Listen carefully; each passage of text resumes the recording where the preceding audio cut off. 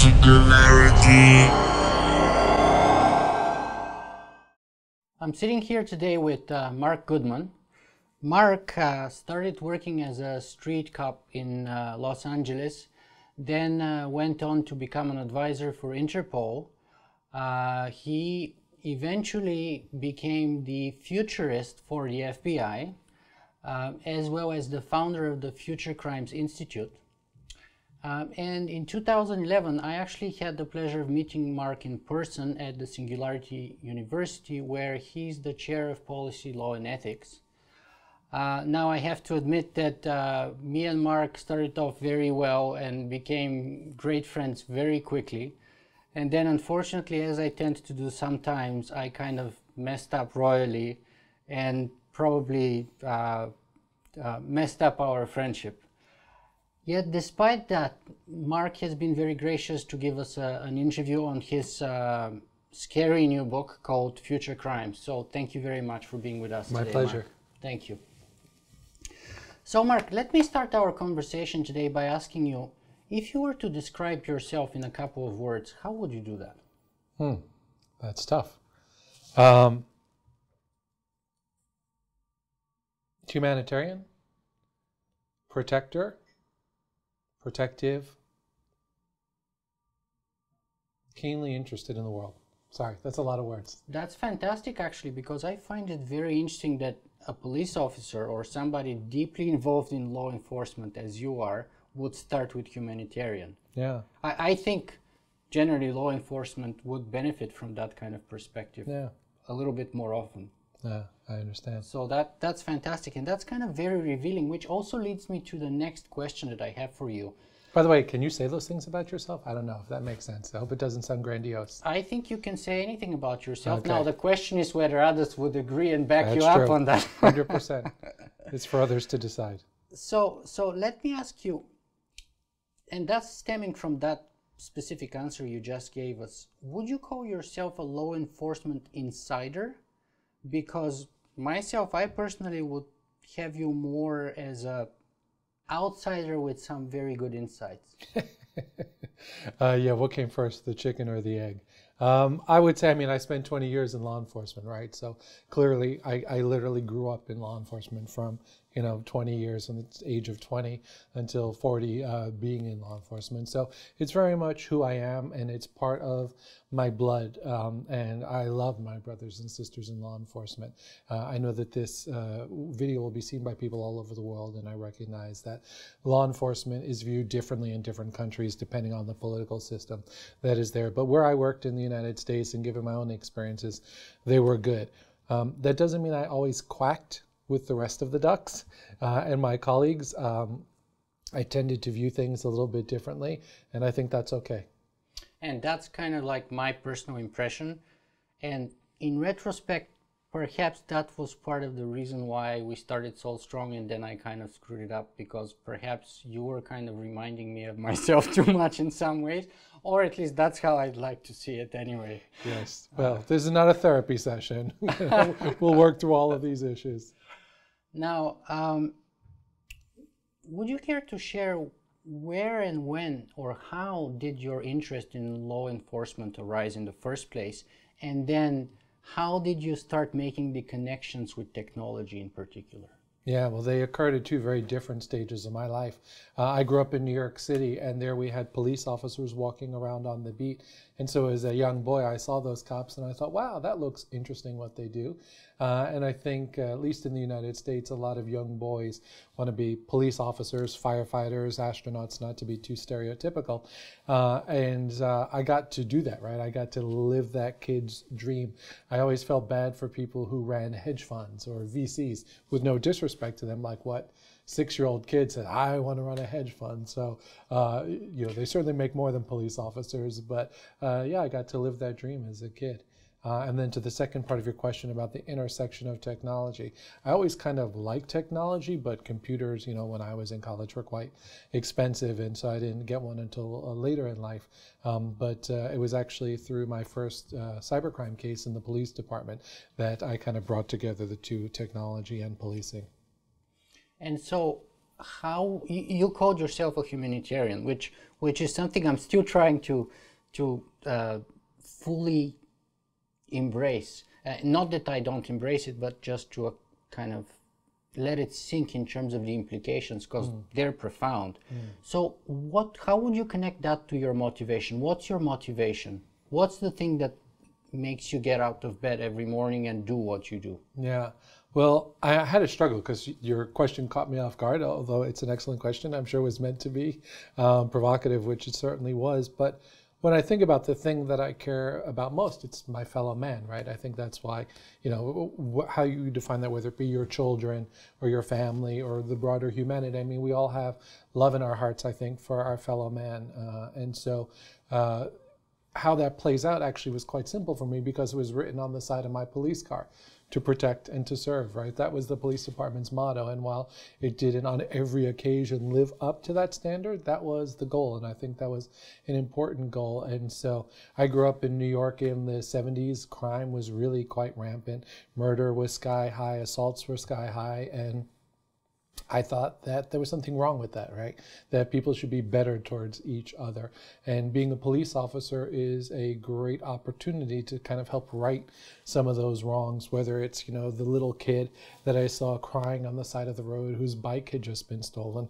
Give that kid his bike back and you change his life, right? I mean, for a 7-year-old, that makes all the difference. For a victim of domestic violence, if you can come in there and stop her, traditionally a her, from being abused, then that is awesome. If you can go ahead and find a lost adult or a senior or, just make those types of differences, that's at the micro level, right? On a one-to-one. As I ended up going up through the ranks, then not I was affecting these changes, but my police officers were when I was a sergeant and in other positions. I had a few hundred people that'd be working with me in one capacity or another. And now I've tried to scale my message. I recognize that, you can't arrest the world. You can't save the world, as an individual police officer. But that's why I've kind of turned more of my activities towards writing and teaching because, if you teach, you touch the future in a very profound way through your students and through my writing, right? My TED Talk, is very fortunate, has been seen like over 1 million times. So that's way more people than I could possibly impact on a daily basis as a cop. Well, my interview with Noam Chomsky was seen only about 250,000 times. So let's see if your interview here now, if we can beat the TED Talk. That's a pretty tough competition. So Noam Chomsky, I mean. But we have more time, and I am better prepared now. So I think it's worth trying for. Let me ask, Mark, what is your biggest dream? I mean, for me personally, it's to lead an interesting life. And I'm very, very blessed in that regard because I have people from so many different worlds that I engage with. So at Singularity University, I mean, as you well know, Nicola, from your own time there, it's just a constant parade of astronauts and surgeons and startups and, crazy cool people coming through there. And so I say my biggest aspiration is just to lead an interesting life and meet interesting people. And I'm very blessed that that happens every day. And now is the time when I think it's time for us to jump into the meat of the matter here. So let me ask you this. We've both spent time at Singularity University, you a lot more than me, but Peter Diamandis, for example, tells us that, we have to be bold because we live in a world of unparalleled abundance and the future is better than we think. Aubrey the Great tells us that longevity escape velocity may be closer than we think and that the first babies that may live to 1,000 years are already born, perhaps. Then you have people such as Steven Pinker, who says that we live in the safest age in the history of humanity. And of course, finally, we have people such as Ray Kurzweil, who says that the singularity is near and it would unleash unparalleled prosperity that humanity has never seen before. So, are we missing something from that picture, Mark? I think that all of those people whom you just mentioned, I know and respect, and I think are making tremendous differences in society, both in science, technology, public policy, and I think the work that they're doing is phenomenal, and I support their work. You mentioned both Peter Diamandis and Ray Kurzweil. Both of them were kind enough to blurb Future Crimes, and were very, very generous in that regard. But all of them, as positive as they are, they recognize that the future that they're describing is if all goes well. And often, as you'll realize in life, not everything goes according to plan. I support their plans. I hope we have a bold and abundant future, right? I hope and look forward to what that singularity, technological singularity might look like if with Aubrey de Grey. I hope that, we have radical improvements in our health and life extension. But one of the things that you and I have in common is that our experiences in our past life have informed our present life and how we view things. And so I've worked in Silicon Valley for a while now, and they tend to be very optimistic about the future, and I am optimistic in the future. There's a section in Future Crimes where I talk about my own optimism, but there's sort of a realism that comes to play from putting handcuffs on thousands of people over the year and seeing sort of the worst of humanity. And so I'm blessed in that in Silicon Valley and elsewhere I've seen wonderful examples of the best of humanity. And I've also, through my work both in counterterrorism and law enforcement, seen some of the challenges that we face. So I think we can definitely have that abundant future. I guess the key takeaway point from Future Crimes is that it's not going to come for free. That better future that we all aspire towards is going to take proactive work on the part of the good people. Because I can tell you, as I do in several hundred pages of stories in this book, that the bad guys are working really hard to disrupt your future to benefit their own. Mm-hmm. So people often ask me why I haven't written a book yet after 160 interviews like this. And the answer is usually simple. I am, ambitious enough to want to write a very good book, or arrogant enough, but at the same time I'm smart enough to understand that I'm not quite ready for it yet. And that's particularly clear to me at times when I read books like yours. But here's the thing that I found about your book. I think it's fantastic, and it's incredibly well written, very witty, very smart, with very kind of nice sense of humor. And yet the word that I would use to describe it is the scariest book I have ever read in my life. And mind you, the first scariest book that I read previously was when I was 13 and I read Frankenstein, which of course is total fiction. And yours is 100% real life, true cases, life stories. So is it fair to say that this is that I am the Mary Shelley of my generation? Is that what you're trying to ask? No, well, is it fair to say that this is a very scary situation we find ourselves in right now? Or perhaps, if you prefer to approach Future Crimes in a different way, how would you introduce what Future Crimes is all about? First, to your comment, is it scary? There are certainly things in there that would raise my concerns. There are certainly things in there that would raise awareness.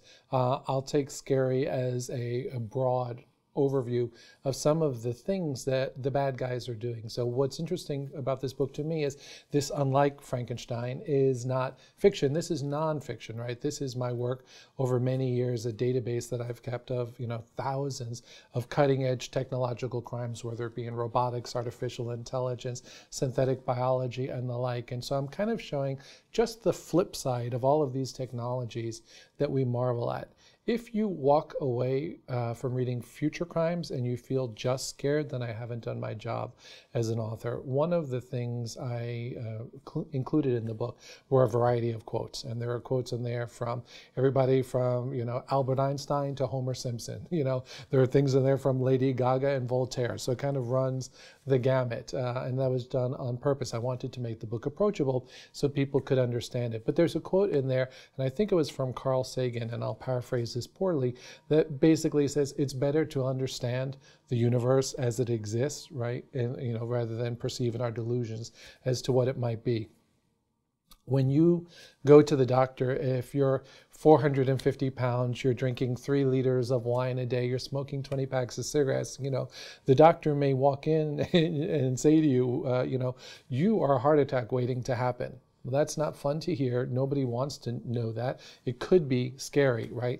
If I told you that there was a murder on this block and, an assault on that one, that may seem scary. But my goal in sharing this information certainly is not to scare people. It's to empower people, right? If I told you, yes, you're at risk of a heart attack right now, but if you take these steps, you'll be fine.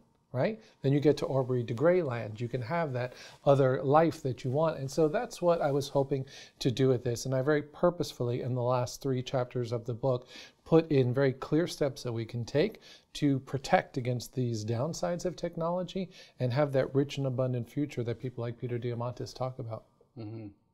Yeah, let's take a little longer to get to the last few chapters of the book and sort of dive into the details because to me, one of the reasons why this book managed to grab me so powerfully was because you have hundreds of cases meticulously classified and listed of real-world futuristic crime that's happened or happening today. Correct. And the reality is most of us kind of live in a bubble, don't we? Most of us are kind of oblivious to the dangers that are everywhere around us right now with my cell phone, with our wireless microphone radios at the moment, with the cameras we're using or that are around us everywhere. So tell us a little bit about that. Well, the bubble that we're in and the dangers that are out there that most of us don't really get to see other than people like you. Right. I mean, I think to survive one way or another, we need to live in a bubble, right? We couldn't possibly think of all the threats around us at all times, nor should we. The same way your immune system, right? It has things that are functioning at the cellular level that never get passed up to the nervous system because there's too much noise going on there. So I don't think everybody has to have all of the noise that, around some of these threats and issues that are going on. If you watch the local news, I don't know what it's like here in Canada, but in the States, it's robbery, murder, fire, shooting, bad stuff day in and day out. And that's that's kind of fear-mongering, and I really hope that people don't walk away and feel as if I've done that. My goal was to present information so people can empower themselves, and I often use an explanation which I think clarifies it in the following way. First of all, I'm not calling for perfect security. As you well know, there is no such thing as perfect security. You yourself have a background in security. We've talked about these issues. So the goal is not to create a perfectly safe society, right? I don't want that. Frankly, it's impossible to do. It doesn't exist. So the question is, how do we make a safer society, right? One that benefits everybody. And I'll give a real world example. If you had a brand new BMW and you parked it in a really bad neighborhood in Chicago or New York or Toronto, and you left the car windows down and you left the keys in the ignition and the car was running and the lights were flashing and you had $10,000 on the dashboard and you walked away, you wouldn't be surprised if in a few minutes the car was stolen. But if you had a brand new BMW and you parked it in a great neighborhood and you used the club and all the doors and windows were locked and you had a GPS low jack system that could protect your car, guess what? It can still be stolen. Somebody can come by with a tow truck and still take away your car. So the goal, again, is not perfect security. It's to understand how to lock the doors to our cars and to our houses in cyberspace. All the things that the general public know how to do in physical space, IRL, in real life. They know not to keep their front door unlocked and wide open when they're at work. They don't leave their keys in the car. They don't leave, money on their desk in the office just laying out there for anybody to take. People understand what physical safety looks like, but they don't really understand what cyber safety looks like. And so my goal in sharing some of these stories is to understand how the bad guys are exploiting these loopholes and give people the tools they need to protect themselves. So what do you see as the biggest dangers out there? What in your opinion is the biggest things that we don't realize are threatening our security and safety? I guess you would understand this quite clearly, having gone through Singularity University, but for most people, and obviously your readers and followers in particular would be understanding all about Moore's Law and the singularity and the like. But the general public, I don't think, gets that. I don't think they understand exponentials. I don't think they understand the concept of the technological singularity, most. And so they don't understand the impact of Moore's Law. One of the things I write in the book is that with Moore's Law comes Moore's outlaws. Right? There's a flip side to all of this. And so the fact of the matter is that as we build a society that is almost entirely dependent upon technology, we're creating a social system that actually is incredibly vulnerable to collapse. Not just because people might be hacking it, but just due to system complexity. If you look at the Internet of Things and the fact that Intel says by 2020 we'll be adding 200 billion new devices on the Internet. We're going from an Internet that can support 4.5 billion simultaneous connections with Internet Protocol version 4 to one that can support 78 octillion connections, 78 billion, right? That means our Internet from IPv4 to IPv6 will grow from golf ball size to the size of the sun. People don't understand how much every physical object in our space will be converted into either hardware or software. As Mark Andreessen says, software is eating the world. And all of these things that were never previously hackable, whether it be your television, your car, an airplane, the electrical grid, the water and sewage treatment facilities, they're all hackable. And I would say fundamentally, that's the thing that most people don't understand. In the rush to wire the world, we failed to secure it. And you well know that you can't leave very complex systems unprotected for long without bad things happening. Now, you mentioned that together with Moore's Law, inevitably we have Moore's outlaws. Yes. Now, tell me, why is it that it seems to me that it's so easy that crime scales, and you have fantastic examples in your book. I mean, it used to be the case that one criminal could perpetrate one crime at a time. Then later, with the invention of the locomotive and the trains, one criminal could rob a train, 200 or 300 people all at once. And now with the most recent cases, we have the insane ratio of one criminal being able to rob 100 million people. And yet, that kind of scaling doesn't seem to happen on the law enforcement end of things. So for example, we never see one police officer arresting 100 million criminals, do we? Right. Or investigating 100 million cases. Right. And it seems that neither law enforcement, nor let alone other government institutions, are able to utilize even the basic principles of Moore's Law, of accelerating technology, of exponential growth, and even just barely keep up with the criminals, let alone stay ahead of them. Right. It's always been a challenge, as you point out. I have in the book examples of locomotives and other technologies. If you go back to gangland Chicago in the 1930s, the gangsters had automobiles when police officers were still on horse and on foot, literally, right? They had machine guns when cops had revolvers. So criminals have always been early adopters of new technologies. They don't have to ask permission. There's no bureaucracy. They don't have to get approval for new weapons, right? They just go out and get what they want. And now, given the fact that some of these organized crime organizations are putting through literally billions of dollars a year in profit, then they can go out and get whatever they want. They can afford the very best technology. And the challenge is, as you rightly point out, is that crime is scaling as a result of these technological achievements. On the law enforcement side, it's much more difficult because law enforcement, an arm of government, is not really an exponential institution, and perhaps some people might not want it to be so. It is decidedly linear. Public policy and law, linear. International law, whatever's slower than linear, that's what international law is. So it's really kind of, we're playing with two very different set of rules. People ask me frequently, Mark, when are cops going to solve the cybercrime problem? And my answer is never, right? Because I think it's the wrong tool for the problem that we face. It's completely wrong paradigm. I write in the book about the Treaty of Westphalia that created the nation state, own governments with their own sovereign borders. The internet broke that, right? Somebody from Moscow, Kiev, El Salvador, or Hawaii can log into a computer anywhere else in the world and hack, commit a crime, and create havoc against any online critical infrastructure.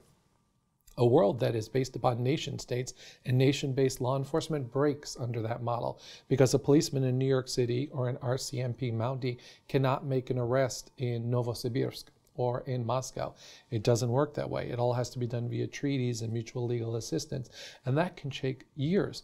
At the same time, if a bad guy wants to hide, they can change their IP address in a matter of seconds. So they're two completely different systems. So one of the things I talk about in the book is that we speak of computer viruses, we talk about computer infections, and yet we try to arrest these things, which is kind of a broken model if you think about it. If somebody has measles or Ebola, we don't put them in jail, we isolate them, we keep them away from other people, and we prevent the disease from spreading. I think an epidemiological approach to the cyber threat would be a much more logical way to handle this, because we'll never arrest our way out of the cybercrime threat. There's just not enough cops, there's not enough resources, and the rules of the game don't permit it. But epidemiological approach would be kind of reactive, wouldn't it be? Can we not be a little bit more somehow proactive and strategic rather than waiting for, you know, an outbreak of this and that to happen and then to react to it? Can we be proactive somehow? I think it's a great question, and the second half of my story on epidemiology is biomimicry, and you'll be quite familiar with this, I know. The idea that we talk about, you know, antivirus, we talk about sort of immune systems, right, for the internet, but they actually don't exist at all. Right now, a statistic I quote in my book is that a meta-study was done of 40 different antivirus companies, and what they found is that for new viruses that are released, they only have a 5% detection rate, okay? 95% of malware gets through, new malware gets through the top 40 AV programs. So the era of antivirus is over. I say in the book that if your own immune system functioned like computer antivirus, you'd be dead in 24 hours. So we need better systems, and that's why I talk about what we can learn from biomimicry, because we're dealing with threats around us all the time from a biological perspective, viruses, fungi, all that type of stuff. And so the question I would ask is, what of that can we adapt and implement as we kind of build this sort of global information grid? And so what's the, let me just backtrack a little bit. So we're missing 95% of the viruses and the worms and things that threaten our cybersecurity out there. Yes. That means we are already infected. Yes. All of us. Yes. Pretty much. Yes. Everywhere. Everyone. One of the quotes I have in the book is from FBI Director Robert Mueller, who says there's only two types of, there are two versions of this. He says there's only two types of computers, those that have been hacked and those that will be. Or there's only two types of companies, those that have been hacked and know about it, and those who have been hacked and don't know about it. And yet someone will say, and the world keeps going. Like, we don't even notice, so what's the big deal? Like, 95% hacked, whatever. Like, right. We're still okay, we're still well fed, right. We're in a warm place, we have food and water, yes. We have a nice shelter, what's the problem? Yeah, well, in Toronto, it's currently 15 below, so we're not in a warm place here, but broadly, yes. The rest of your analogy works just fine. This is what I talk about in Future Crimes. It's not where we are today. I think that's the mistake, and particularly the media makes this mistake all the time. When they talk about hacks, they put them very much in isolated buckets, as if they were isolated incidents. So Target was hacked, JP Morgan was hacked, Sony was hacked, Anthem Blue Cross was hacked, as if these were distinct events. What they don't see is that actually there's a pattern. 50 million, 80 million, 100 million, 150 million. So we see this ascendance and sort of exponential growth in the threat. That's one thing. Now, if your credit card gets hacked, right, if your bank account gets hacked, usually you're made whole as a victim of that. And so people think, I'll get a new credit card. It's kind of one of the modern, difficulties in life that we need to deal with this. It's an inconvenience. It's not a big deal. It's an inconvenience, right. What I'm talking about is something much more significant. We were talking briefly earlier about the Internet of Things. Right now, the cybercrime threat is quite isolated, right? I lose money, a company can lose intellectual property. Not too many people have lost life, right, as a result of this. Not too many people have, faced really severe sort of physical threats as a result of this. what I like to point out, and this will become particularly true on the privacy side as we look at the Internet of Things, we are, as we transition to that 78 octillion connections to the Internet, we are at the first minutes of the first hours of the first days of our technological revolution. To look at where we are now and to miss where we're going, right? I mean, that's the whole benefit of having this sort of singularitarian perspective on the world, is that you can see where all of this is taking us and where we're going next. So if you look down there and look at the number of things and the amount of devices that we'll have online, including the global information infrastructures, those critical infrastructures that run the world, you can see where this is taking us. And most particularly, right now, the cybercrime threat is a two-dimensional threat. They hacked my credit card, they hacked my bank account. What people often miss is the fact that we're about to enter the age of robots, right? The roboticization of the world, whether they be self-driving cars, Amazon drones, military law enforcement drones, all of those things, elderly care assistants, bots, and the like. We're already seeing it on the factory floor, but the self-driving cars are coming, right? You know, the days of the pizza delivery boy and the UPS driver are over. They don't know it yet, but they're over. Right? So what that means is that we will now have computers in our physical space that roll, crawl, fly, and swim. And guess what? They all use operating systems too, and they're all insecure. So the cyber threat is going to go from a two-dimensional threat into a three-dimensional threat. And robots can punch, hit, kick, steal, shoot. Right? The Stupid Fun Club in Berkeley had the first robot that ever committed a shoplift. They went ahead and took a robot, they sent it into a 7-Eleven, the doors opened, the robot picked up some Twinkies and went out the door without paying.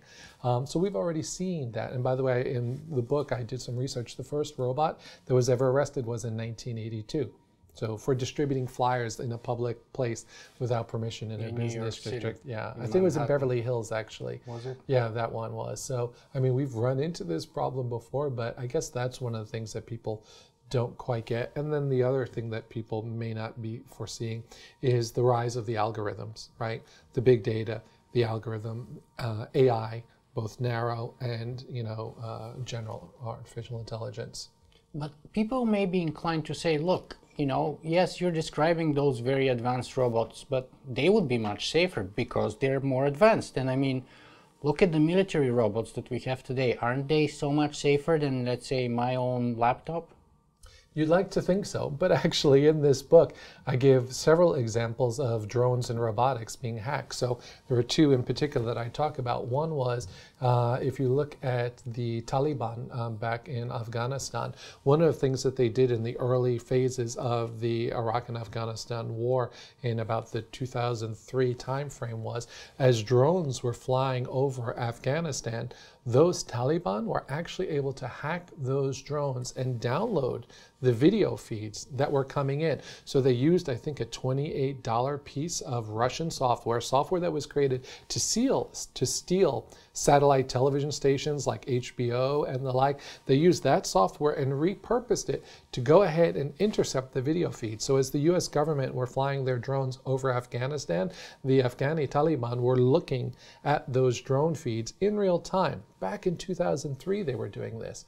I also tell another example where students at the University of Texas kept on calling to DHS, the Department of Homeland Security in the United States, and saying, hey, your drones are hackable, your drones are hackable. And DHS said, our drones aren't hackable. By the way, for those of you who don't know, they patrol the border between Mexico and the United States. There are a very large number of drones that even patrol the Canadian border too, yes, by the way. Yes, absolutely. I think those are geese that they use there, but they could be powered by drone technology. So down in Mexico, they were flying the drones, and these students from University of Texas told DHS, we can hack your drones.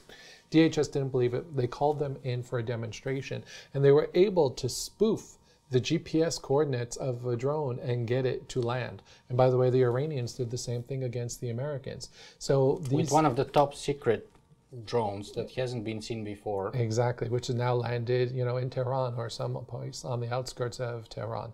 So all of these computers can be hacked, and there are lots of examples of that.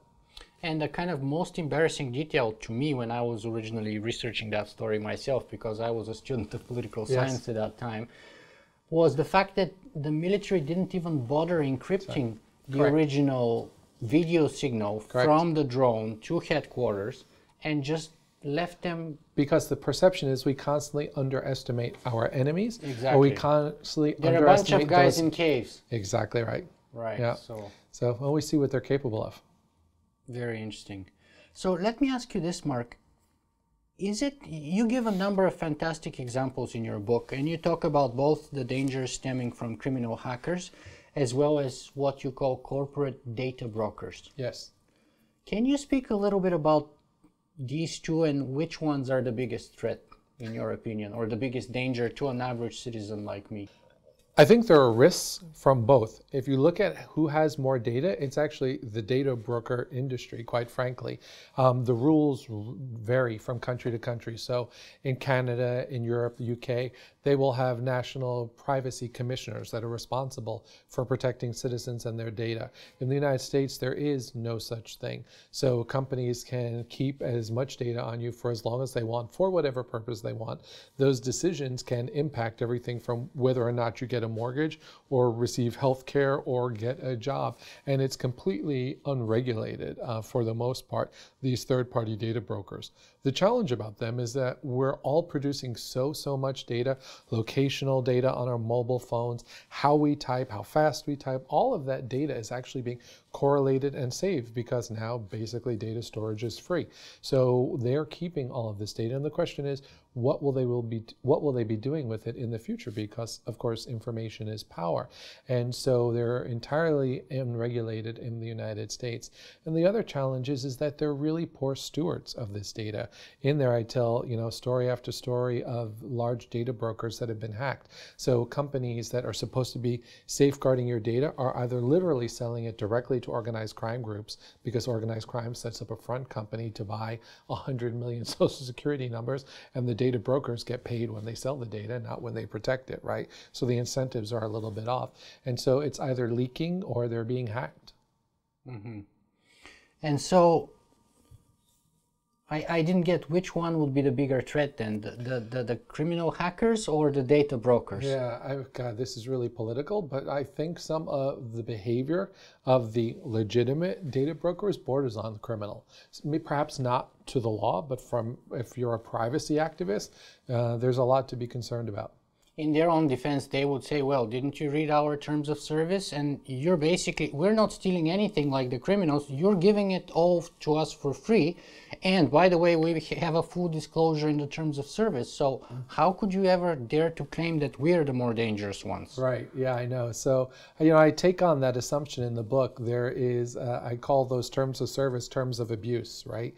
Because first of all, I have read and agreed to the terms of service is the biggest lie on the internet, right? We all just click, nobody reads them. Facebook, when it started out, had 1,000-word terms of service. They're now up to about 9,000 words, okay?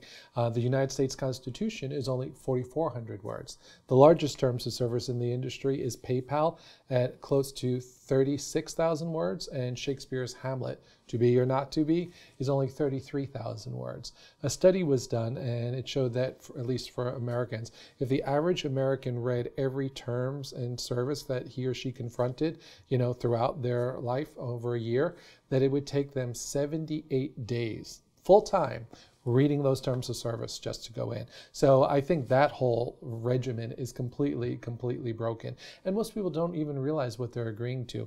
There is an example that I quote in the book of a dating company in the United States called OkCupid. And so OkCupid's a dating company, and you fill out your profile and they'll ask you, do you have sex once a week, twice a week, 3 times a week with one person, multiple people? They'll get into that type of stuff. And then they get into your drug use. And a researcher from the Federal Trade Commission in the United States looked at the cookies that were being dropped on your computer as you were filling out those questions, and they might make perfect sense in one particular point of view, in that if you're looking to date somebody and you like smoking marijuana or using cocaine, maybe you want to find a partner who also likes smoking cocaine. So all right, that makes sense. I'll say yes, I love cocaine and I use it 5 times a week. What they didn't realize is that was dropping a cookie. OkCupid was dropping a cookie and taking your answer to that question and repurposing it and selling it to a third-party data broker, who then would resell it to employers and government security agencies, so that if you ever applied for a job at my company, I can now check and say, oh, Nicola admitted in this type of situation that he used drugs, not you in particular, but the generic person went ahead and admitted that they used drugs. I should go and recheck my answers. You should go ahead and double check that, yes, for your dating profiles. Back in the day. Exactly. Information that we give under one set of circumstances can be used and repurposed in others, and that dating site is just but one of an example. Mm-hmm. So tell us a little bit about what is Goodmans Law. So Mr. Moore, Gordon Moore, created Moore's Law, and everybody cites that. So I jokingly created Goodman's Law, which is perhaps a corollary. Right now we live in the age of big data. All right, data scientists, those that do big data analytics will say, data, data, data, we want more data, we can do analytics, it will answer all of life's questions if we just have enough data. And data science is growing phenomenally, and the United States just appointed its very first chief data officer for the country. So clearly there's an understanding that this is a growing field. But the more data you keep, the more that eventually will leak. So Goodman's Law is the more data you keep, the more organized crime is happy to steal and to consume. So all of this data leaks out eventually. People might not realize it, but all of that stuff that you put out on Facebook, it all leaks eventually. Most people wouldn't know that Facebook is hacked 600,000 times. Not a year, not a month, but a day. Every single day, 600,000 accounts are compromised at Facebook. And those statistics come from the chief security officer of Facebook. So anything that you share online, of course, you should expect to leak. That's absolutely flabbergasting when you quote numbers and statistics like this, and you have so many of them in the book. It's that part that really, scares me quite. I'm not lying. It's there. I know, and that's why it's so powerful, because it's not fiction, it's reality, and most of us don't live in that reality. It's not real somehow for us. Well, it's funny. All right, I'm going to do something I wasn't planning on doing, but you talk about living in that reality. If I may, I'm going to read something from the book, and you can edit this out if you don't like it. But you're living in the reality. You just may not know that you're living in the reality. So I say, before you read this book, a friendly warning. If you proceed in reading the pages that follow, you will never look at your car, smartphone, vacuum cleaner the same way again. And then I go on. And this is a quote from another source. It says, "This is your last chance. After this, there is no turning back. You take the blue pill, the story ends. You wake up in your bed and believe whatever you want to believe. You take the red pill, you stay in Wonderland, and I will show you how deep the rabbit hole goes. Remember, all I'm offering is the truth, nothing more." And of course, you'll recognize that quote as being Morpheus's warning to Neo in The Matrix. So I think there's a parallel, and that's why I closed the very prologue of this book with that quote, because I thought that you're living in this world. You can choose to believe you're not living in this world, but in fact, we're all living in this world. And I can understand why people would not want to be assaulted with a lot of this negative stuff. But the fact of the matter is that information can help protect you, it can help protect your family, and it can help protect your business. And more importantly, as a society, we cannot continue to wire the world without protecting it and securing it, without expecting some sort of bad consequence in the future. So we have to deal with it. It's a little bit like the environment, right? 30, 40 years ago, we would throw our garbage and pollution into the rivers and oceans and wouldn't think about that. Now we understand, ooh, this is bad for us, right? So it may be hard to realize, wow, we've been drinking contaminated water. Ooh, that's not good. I don't want to know about that. But of course you do. You don't want to drink contaminated water. And the first step to know is that the water's contaminated is to realize that, so that you can change the situation. Marc, it's been absolutely fascinating talking to you today, and I have, questions for many hours, but unfortunately we're running out of time. So I'd like to ask you my two last questions, because I think it's a good place. This is a good place for us to open the book, because I think that passage that you read serves as a good invitation for people to consider whether they want to go any further or they want to stay in their bubble. And I think that that's a good place for people to stop and think and make their choice. So let me ask you, what's the best place for people who want to follow your work to go to and find more about you? Well, certainly to learn the most about me, it would be in this book, Future Crimes. It's lots and lots of information. Also at futurecrimes.com, they'll find information on Twitter. I'm at Future Crimes. They'll also find me at Singularity University as well. And as I mentioned, there's a TED Talk they can see on this topic. And is there a parting message that you'd like to send us off with, or perhaps the most important thing that we should take away from this conversation with you? Sure. I guess it would go back to the very first question that you opened with, or one of the first, when you were talking about Peter Diamandis and Ray Kurzweil and Aubrey de Grey and how they view the world and how I describe it in my book. I'm not saying that we are destined and bound for a dystopian future. I think technology is awesome. What I'm saying is we have to be much more present and participative in the world that we're developing and how we develop our tools.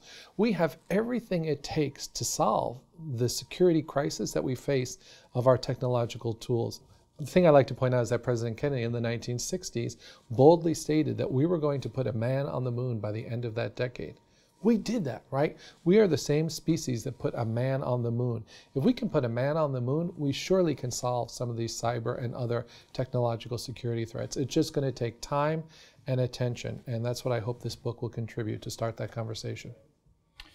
Marc Goodman, thank you very much for being with us today. Thank you, Nicola. I appreciate it. Thank you.